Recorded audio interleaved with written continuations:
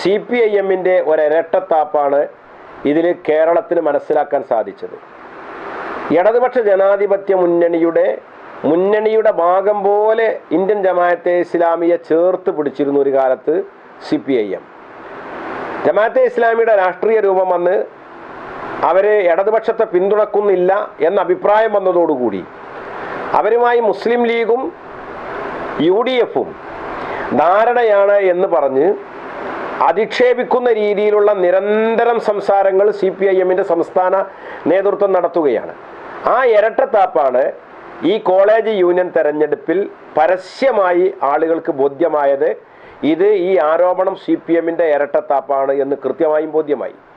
CPIM-ന്റെ ജില്ലാ നേതൃത്വവും DYFI-യുടെ സംസ്ഥാന നേതാക്കളും SFI-യുടെ സംസ്ഥാന നേതാക്കളും ജമാഅത്തെ ഇസ്ലാമിയുടെ വിദ്യാർത്ഥി സംഘടനയുടെ സഹായം നേടാൻ വേണ്ടി ചർച്ച നടത്തി സഹായം നേടിക്കൊണ്ടാണ് കോളേജ് ഇലക്ഷനിൽ സീറ്റുകൾ കരസ്ഥമാക്കിയത് എന്നത് പകൽ വെളിച്ചം പോലെ സത്യമാണ്.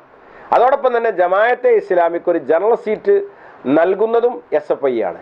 ഞങ്ങൾ പറഞ്ഞു വരുന്നത് ഈ ജമാഅത്തെ ബന്ധം ആരോപിക്കുന്ന അവരെ മതരാഷ്ട്രവാദികളാണെന്ന് ഞങ്ങളല്ല, അത് പറയുന്ന CPIM-ന്റെ ഇരട്ടത്താപ്പാണ് ഇവിടെ വ്യക്തമാകുന്നത്. അതുകൊണ്ട് ഈ വിഷയത്തിൽ CPM കൃത്യമായും അഭിപ്രായം പറയണം എന്നാണ് മുസ്ലിം ലീഗ് പാർട്ടിക്ക് നിയോജക മണ്ഡലത്തിൽ പറയാനുള്ളത്.